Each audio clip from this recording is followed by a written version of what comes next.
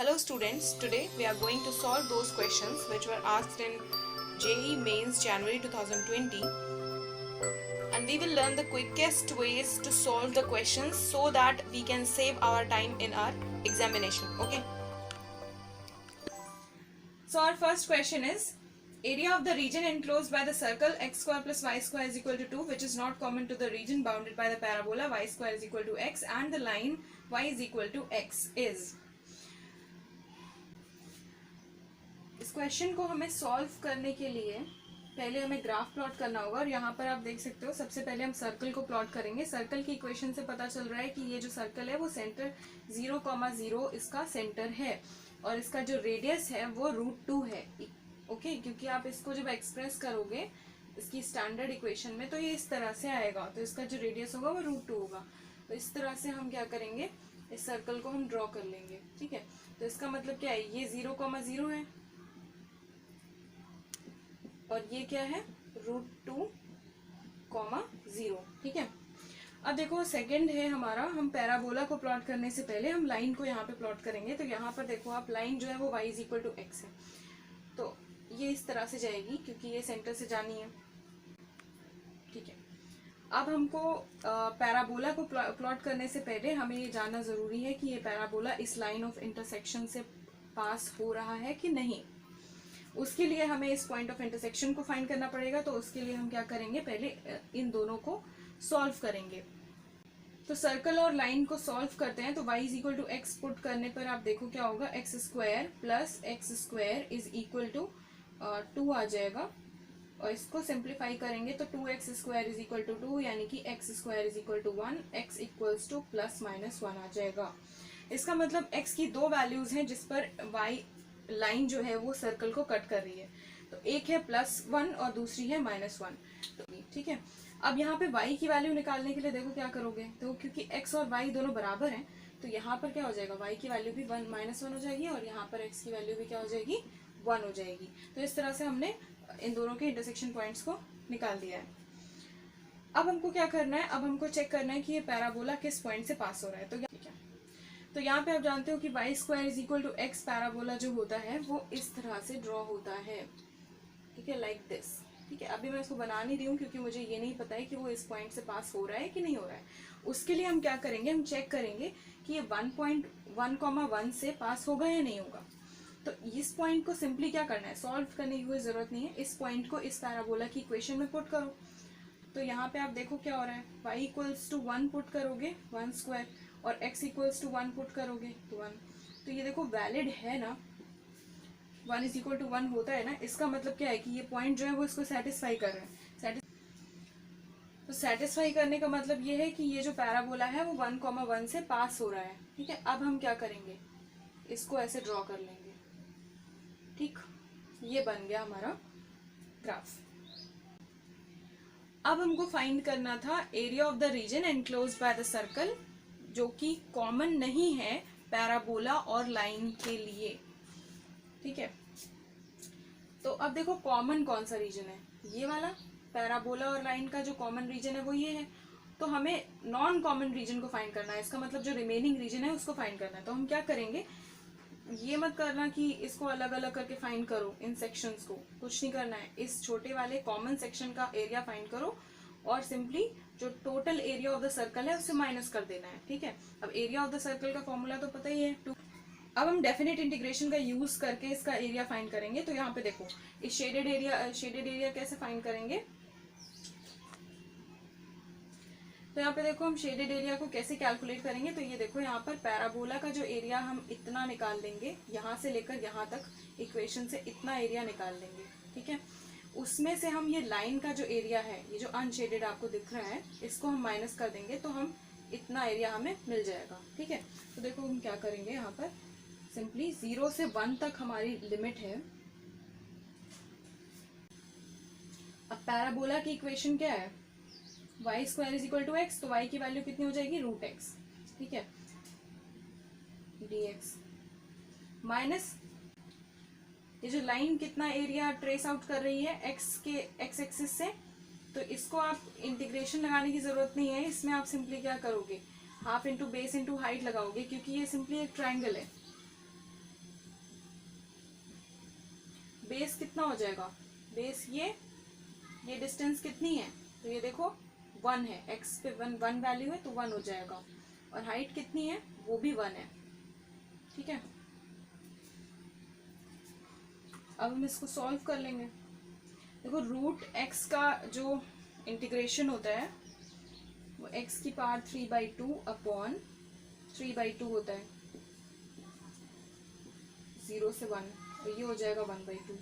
इसको सॉल्व करोगे तो ये आ जाएगा 2/3 माइनस 1/2।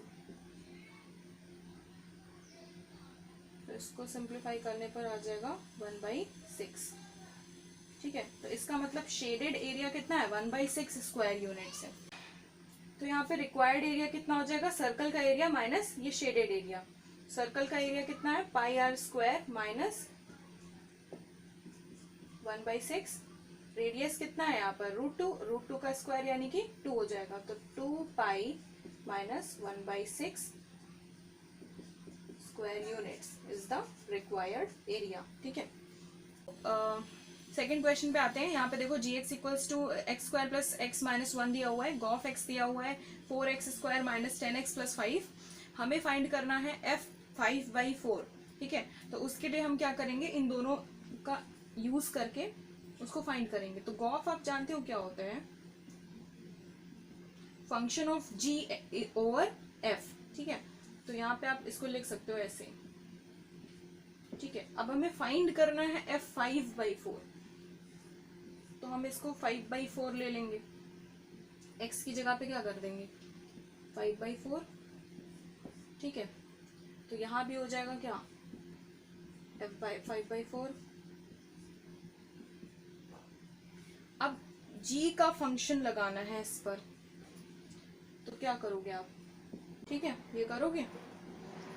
अब आपको क्वाड्रेटिक इक्वेशन ये दिख रही होगी, तो इसके लिए आप इसको for the sake of convenience आप इसको टी लेट कर लो या कुछ भी पी लेट कर सकते हो। ठीक है, अब देखो गॉफ 5/4, x पर ये है गॉफ, तो 5/4 पर कितना हो जाएगा,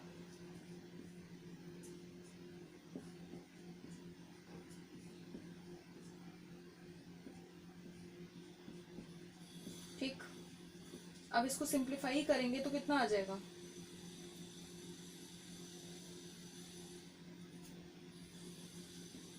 ये आ जाएगा 25/4। इसको सिंप्लीफाई करेंगे तो आ जाएगा 25/2, लेकिन हम इसको नहीं करेंगे सिंप्लीफाई ताकि हमारा डिनोमिनेटर सेम रहे, बार बार की हम यूजलेस कैलकुलेशन से बच जाएंगे।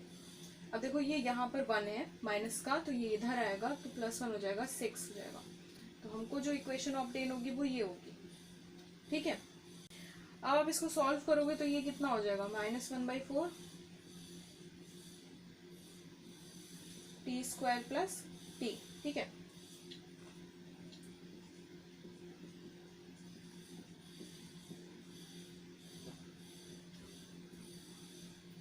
जो हमें इक्वेशन ऑब्टेन होगी वो ये होगी, है ना। इसको आप इधर मल्टीप्लाई कर सकते हो, इस ये जो है वो होल स्क्वायर बन जाएगा 2t + 1 का। ठीक है, तो यहाँ से आप देख सकते हो कि t की जो वैल्यू आएगी वो -1/2 आएगी। ठीक है, t क्या था हमारा, f 5/4, यानी कि f 5/4 की वैल्यू आ जाएगी -1/2। तो this is the final answer. अब देखो हम थर्ड क्वेश्चन करते हैं। यहाँ पे ये लिमिट का क्वेश्चन है। यहाँ पर x अप्रोचेस टू 2 यानी कि 2 वैल्यू पर हमें फंक्शन की वैल्यू को देखना है कि ये डिफाइंड है या नहीं। उसके लिए हमें क्या करना होगा, सबसे पहले आप चेक कर लो कि ये वैल्यू पुट करने पर आ क्या रहा है।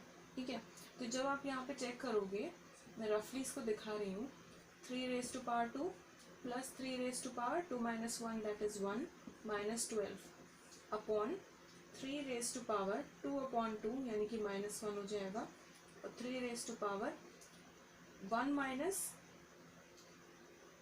तो ये आ जाएगा हमारा -1। तो ये देखो आप डिनोमिनेटर 0 आ रहा है, तो वैल्यू क्या आ जाएगी,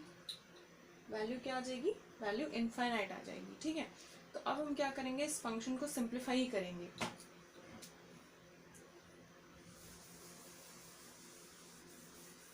पहले हम एक्सपोनेंट की प्रॉपर्टीज से इसको सिंप्लीफाई कर लेंगे। इसको ऐसे लिख सकते हैं,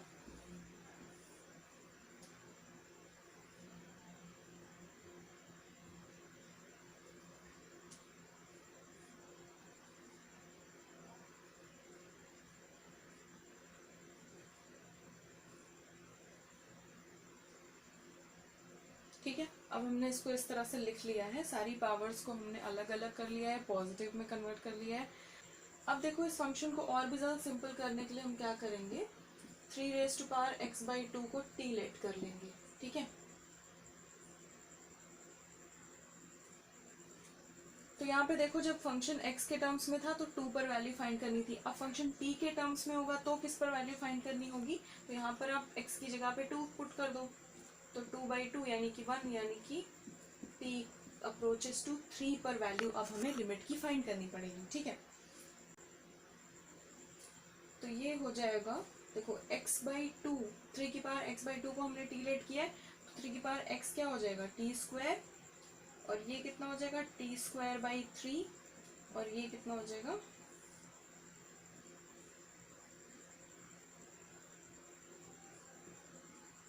ठीक है। इस तरह से हमने इसको t के टर्म्स में लिख लिया है। इसको जब आप और भी ज्यादा सिंप्लीफाई करोगे, इसको जब आप और भी ज्यादा सिंप्लीफाई करोगे तो ये आ जाएगा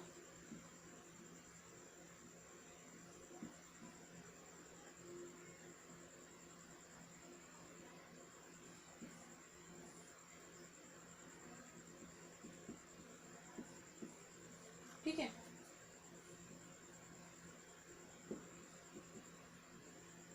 अब क्या करना है, यहाँ पे देखो अलजेब्रा की प्रॉपर्टीज को लगा के इसको सिंप्लीफाई कर देना है बस। तो ये आ जाएगा t+3 ऊपर, t-3 वाला कैंसिल आउट हो जाएगा। अब t की वैल्यू को हम यहाँ पे सिंपली पुट कर देंगे, क्योंकि यहाँ पे अब कोई डिनोमिनेटर बचा नहीं है जो कि अनडिफाइंड वैल्यू देगा। ठीक है, सारी वैल्यूज डिफाइंड आएंगी अब। तो यहाँ पे आ जाएगा 4 × t² 9/3 t+3, यानी कि ये आ जाएगा 6 × 18 for just 72 आंसर। ठीक है, this is the final answer. Now the next question is, the distance between foci of an ellipse is 6 and the distance between their directrices is 12, then the latest rectum is। हमें यहाँ पे latest rectum find करना है। पहले देखो हमें उसके लिए इलिप्स का डायग्राम बहुत ज़्यादा ज़रूरी है जानना। तो ये देखो यहाँ पे फोकाई क्या होती है, AE,0, ठीक है, और इधर वाली क्या होती है -AE,0, ठीक है। और डायरेक्ट्रिक्स के पॉइंट क्या होते हैं, A/E,0, और इधर जो है वो -A/E,0, ठीक है। और ये ऑरिजिन है, सेंटर। देखो हमें दिया हुआ है distance between the foci is 6, यानी कि 2AE इज इक्वल टू क्या हो जाएगा, 6 हो जाएगा। तो AE इज इक्वल टू क्या हो जाएगा, 3 हो जाएगा। ये हमारी फर्स्ट इक्वेशन हो गई। डिस्टेंस बिटवीन द डायरेक्ट्रिसेस क्या दिया हुआ है, 12 दिया हुआ है, यानी कि 2A/E इज इक्वल टू 12 दिया हुआ है। यहाँ से आ जाएगा आपका A/E is equal to 6। Fine, ये दो इक्वेशंस हमारे पास हैं। अब हम इन दोनों इक्वेशन का यूज करके A और E की वैल्यू को कैलकुलेट करेंगे। तो यहाँ पे देखो आप E is equal to 3/A लिख सकते हैं, और इसमें हम पुट कर देंगे, ठीक है। तो यहाँ से A² की जो वैल्यू आएगी वो 18 आएगी, नोट कर लेना इसे। अब देखो लेटेस्ट रेक्टम का फॉर्मूला होता है 2B²/A, ठीक है। तो उसके लिए हमें B² पता होना चाहिए। पहले E की वैल्यू को फाइंड करते हैं। तो यहाँ पर देखो A की वैल्यू जो है ये कितना हो जाएगा, A इज इक्वल टू 3√2 हो जाएगा। यहाँ पे पुट कर देंगे तो 3√2 × E इज इक्वल टू 3। तो E की वैल्यू आ जाएगी 1/√2, ठीक है। अब हमें B² की वैल्यू को फाइंड करना है। तो हमारे पास एक रिलेशन है, ठीक है, इलिप्स के लिए। तो यहाँ जो B² है वो हो जाएगा ये, ठीक है।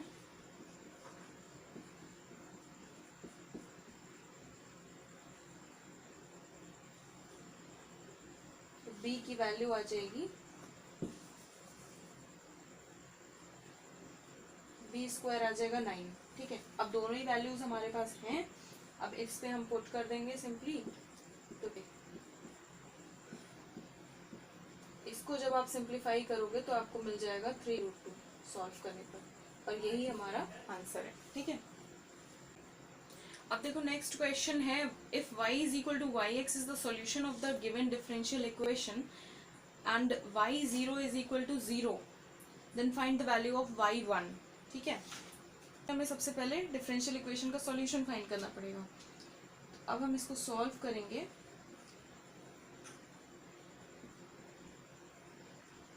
तो आप देखो ये इधर जाएगा डिनोमिनेटर में इस साइड, और ये आ जाएगा एक्सपोनेंट की प्रॉपर्टीज से इस तरह से। ठीक है, अब हमको क्या करना है, x माइनस वाई को हम t लेट कर लेते हैं इस इक्वेशन को सिंप्लीफाई करने के लिए। तो जब आप x के रिस्पेक्ट में इसको डिफरेंशिएट करोगे तो ये आ जाएगा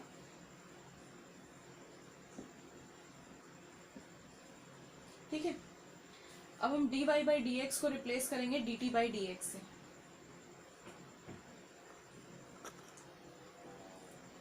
तो ये आ जाएगा आपका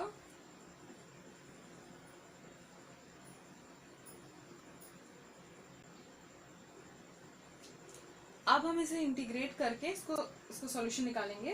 तो यहाँ पे देखो, इसको मैं इस तरह से लिख सकती हूँ। ठीक है, अब जब इसका इंटीग्रेशन करोगे ना, इंडेफिनिट इंटीग्रेशन करना है,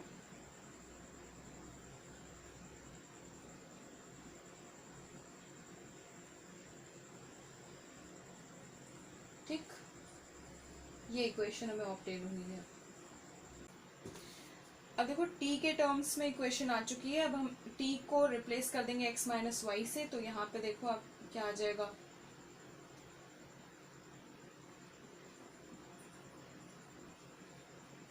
ठीक है, ये इक्वेशन आ गई। अभी भी इसमें कांस्टेंट c है जिसकी वैल्यू हमें पता नहीं है, तो हम इसकी वैल्यू को कैलकुलेट करेंगे तब हमारा एग्जैक्ट सॉल्यूशन आएगा। ठीक है, तो अब हम इस इंफॉर्मेशन का यूज करेंगे। देखो y is equal to y x दे रखा है। ठीक है, जब हम x की वैल्यू को 0 रखते हैं तो वैल्यू 0 आ जाती है। यहाँ पे देखो x की वैल्यू को 0 रखोगे तो ये 0 हो जाएगा। ठीक है, इसका मतलब y 0 हो जाएगा। इससे क्या इन्फ्रेंस निकला कि x 0 पर y भी 0 है। ठीक है, अब हम इसमें पुट कर देंगे इस इंफॉर्मेशन को। आ जाएगा 0 माइनस 0, ये 0 प्लस c, तो ये आ जाएगा c की वैल्यू क्या आ जाएगी, -1। ठीक है, कि e रेस्ट पावर 0। अब हमें ये भी मिल चुका है। अब हम क्या करेंगे, इसमें पुट कर देंगे।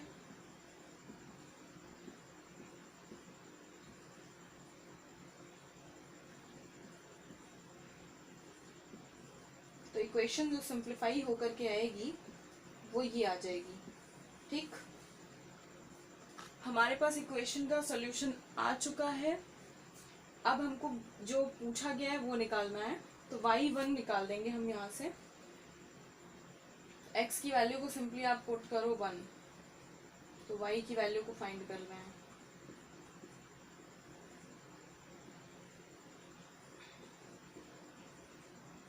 ठीक है,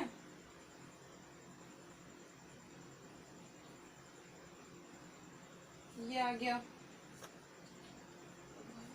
देखो हमें y की वैल्यू फाइंड करने के लिए इसका नेचुरल लॉग लेना पड़ेगा। तो यहाँ पे क्या आ जाएगा, जब आप इस साइड लॉग लोगे तो ये आ जाएगा y। ठीक है, और इस साइड लोगे तो क्या आ जाएगा, ln 2 प्लस ln e। ठीक है, और ln e की वैल्यू कितनी होती है, 1 होती है। तो ln 2 प्लस 1, यानी कि जो y की वैल्यू आएगी वो ln 2 प्लस 1 आ जाएगी। This is the required answer. अब देखो नेक्स्ट क्वेश्चन बहुत ही प्यारा क्वेश्चन है। यहाँ पर क्या करना है, देखो y अल्फा दिया हुआ है, आपको एक फंक्शन दिया हुआ है अल्फा के टर्म्स में। आपको इसमें y डैश 5π/4 की वैल्यू को कैलकुलेट करना है। y डैश मीन्स इस फंक्शन को डिफरेंशिएट करने के बाद अल्फा की वैल्यू को 5π/4 रखना है और इसकी वैल्यू को फाइंड आउट करना है। तो यहाँ पे देखने पे लग रहा है कि इसको जब डिफरेंशिएट करोगे ना तो रूट है 1/2 रूट डिनोमिनेटर में आएगा। फिर फर्दर आप इसके अंदर इसको डिफरेंशिएट करोगे तो ये बहुत ज़्यादा कॉम्प्लेक्स हो जाने वाला है। तो यहीं पे आपको अपना दिमाग लगाना है कि कभी कभी जो क्वेश्चन बहुत ज़्यादा कॉम्प्लेक्स दिखता है वो एक्चुअल में होता नहीं है।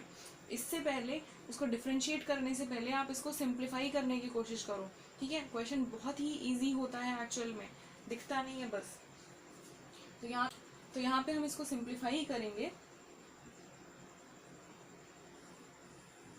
देखो कॉट को मैंने क्या किया, टैन में कन्वर्ट कर दिया, तो ये आ गया हमारा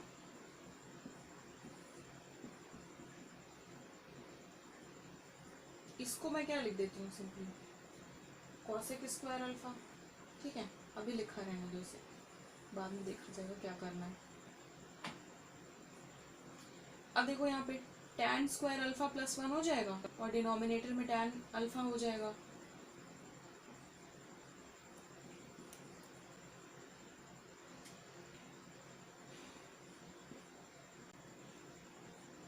इस तरह से हमने इसको सिंप्लीफाई कर लिया है। ठीक है, अब देखो ये कैंसिल हो जाएगा,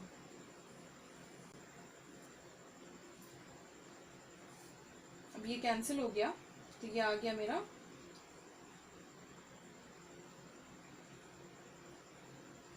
ठीक है 2 cot alpha plus cosec square alpha. Alpha को मैं कॉट के टर्म्स में लिख लूंगी, तो क्या हो जाएगा 1 plus cot square alpha.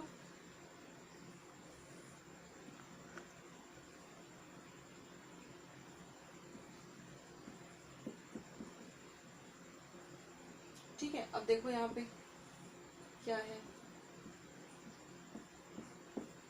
Fine, बहुत इजी हो गया ना। अब देखो रूट हट जाएगा, अब आप इसको डिफरेंशिएट करोगे तो कितना आ जाएगा माइनस कॉसेक स्क्वायर अल्फा, 1 का तो 0 ही हो जाएगा, कॉट का कितना हो जाएगा माइनस कॉसेक स्क्वायर अल्फा। ठीक है, अब हमको क्या करना है 5π/4 की वैल्यू पे इसकी वैल्यू को कैलकुलेट कर देना है।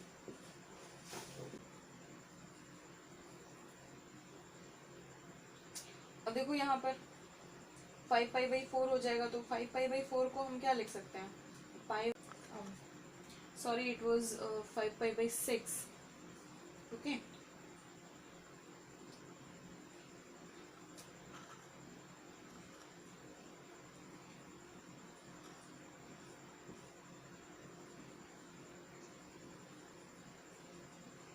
ये जाएगा सेकंड क्वाड्रेंट में, और सेकंड क्वाड्रेंट में कॉसेक की वैल्यू क्या होती है पॉजिटिव होती है, और पॉजिटिव नहीं भी होगी तो भी देखो स्क्वायर लगा हुआ है तो ऑब्वियसली वो पॉजिटिव हो ही जानी है, तो ये हो जाएगा मेरा।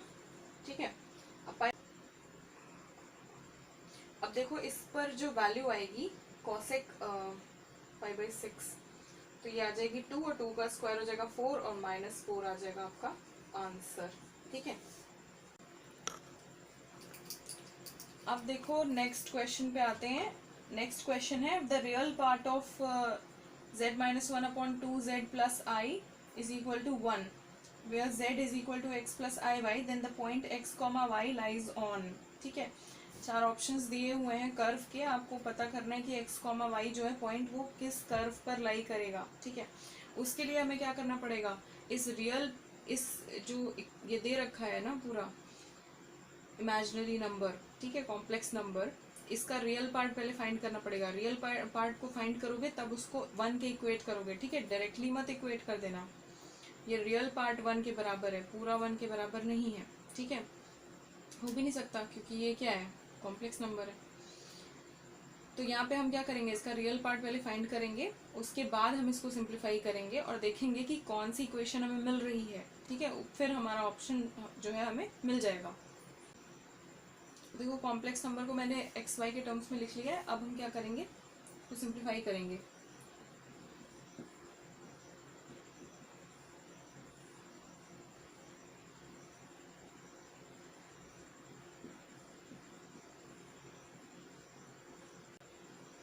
अब इसको सिंप्लीफाई करने के लिए इसको इसके कॉन्जुगेट से मल्टीप्लाई करना पड़ेगा क्योंकि हमें डिनोमिनेटर में कॉम्प्लेक्स नंबर नहीं चाहिए।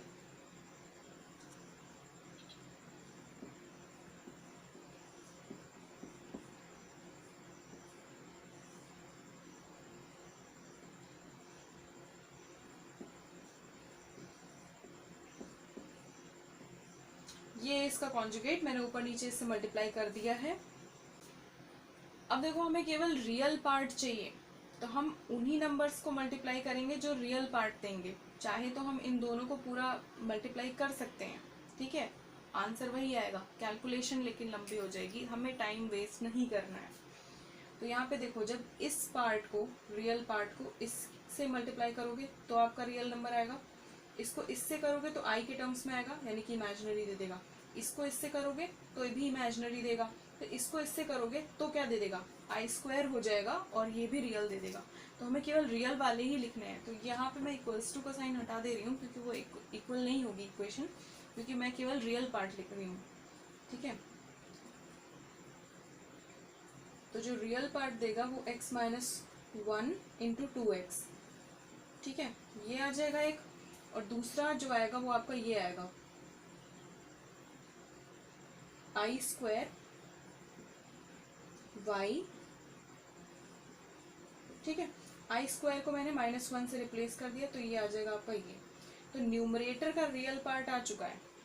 ठीक है, डिनोमिनेटर को हमको पूरा ही करना पड़ेगा। तो यहाँ पे देखो a प्लस बी और a माइनस बी के फॉर्म में है, आप इसको सिंपली क्या लिख सकते हो, a square minus b square. ठीक है, तो इसका b स्क्वायर हो जाएगा यानी कि आई स्क्वायर और 2y प्लस 1 का स्क्वायर। तो आई स्क्वायर को मैंने रिप्लेस कर दिया -1 से, तो ये हो जाएगा +1। ठीक है, हमारा जो रियल पार्ट है ना वो अब आ चुका है। ठीक, अब मैं इसे 1 के इक्वेट कर सकती हूँ, कोई प्रॉब्लम नहीं। अब इसको हम सिंप्लीफाई कर लेंगे। ठीक है, तो ये हो जाएगा 2x square minus 2x plus 2y square plus y upon 4x square plus 4y square plus 4y plus 1 is equal to 1। ठीक है, अब इसको आप इसको डिनोमिनेटर को उधर भेजोगे तो ये इक्वेशन आ जाएगी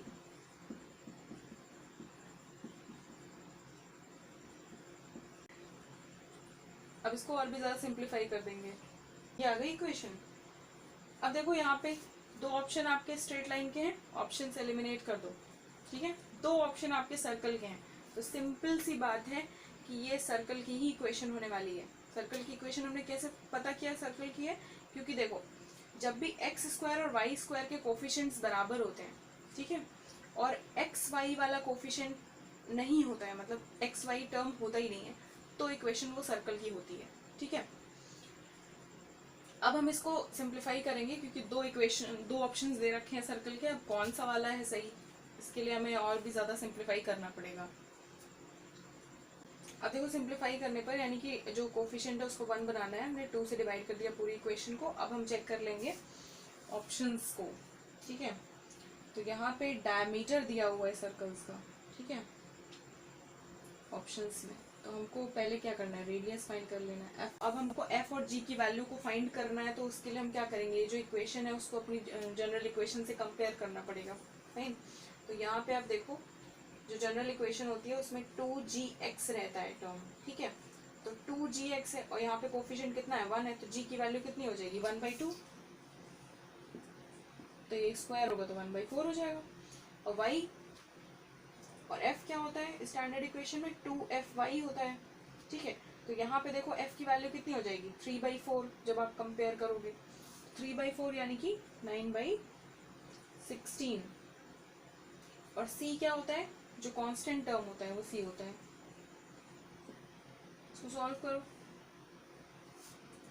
तो ये हो जाएगा मेरा 4/16 और 8/16। ठीक है, मेरा एक नया तरीका है, 1 + 4 5/16। ठीक है, जब आप इसको सॉल्व रूट को हटाओगे तो ये आ जाएगा आपका √5/4। दिस इज द रेडियस, लेकिन हमें पूछा है डायमीटर, हमें ऑप्शन में डायमीटर दिया हुआ है, तो डायमीटर इज इक्वल टू क्या हो जाएगा, √5/2। ठीक है, यूनिट्स। देखो अब देखो डायमीटर इसका √5/2 आ गया, इसका मतलब जो ऑप्शन है हमारा सर्कल विद डायमीटर √5/2 वो करेक्ट ऑप्शन है। ठीक है, अब देखो नेक्स्ट क्वेश्चन है, if x raised to power k plus y raised to power k is equal to a raised to power k, where a and k are greater than 0 and dy by dx plus y by x raise to power 1/3 is equal to 0, then k is, ठीक है। तो हमें क्या करना पड़ेगा, ये जो equation दिया हुआ है इसको डिफरेंशियल इक्वेशन में कन्वर्ट करना पड़ेगा, फिर उसके बाद कंपेयर करके हम k की वैल्यू को फाइंड करेंगे, ठीक है। तो ये जो इक्वेशन दिया हुआ है ना, इसको आप डिफरेंशिएट करो, ठीक। फिर हम इससे, इस वाली इक्वेशन से उसको कंपेयर कर देंगे। तो डिफरेंशिएट करोगे x के रिस्पेक्ट में तो क्या आ जाएगा,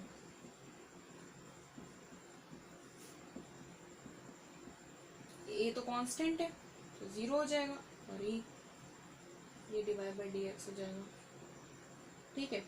अब देखो k उधर चला जाएगा, सिंपल ऐसे कर दो इसको, ये हो जाएगा मेरा x की power k minus 1 upon y की पावर k माइनस 1, कोई दिक्कत नहीं है, ठीक है। अब देखो यहाँ पर जो हमारी इक्वेशन है वो उसमें सारा लेफ्ट साइड है, उसको लेफ्ट साइड ले आओ।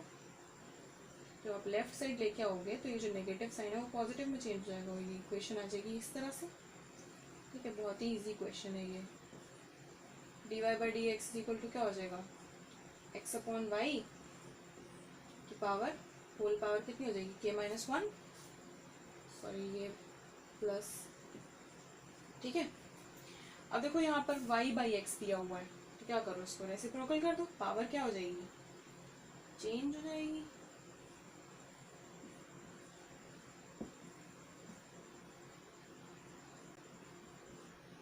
अब यहाँ पे कंपेयर करो, देखो पावर कितनी है, बाकी सब कुछ सेम है, बस पावर चेंज। तो पावर क्या हो जाएगी, 1 माइनस के इज इक्वल टू 1/3, तो k इज इक्वल टू कितना हो जाएगा, 1 माइनस 1/3 यानी कि 2/3. This is the answer. So these are the questions discussed from the JEE Mains January 2020 question paper. I will discuss the remaining questions in the next video. So I hope you liked it. Thank you so much for watching. Goodbye.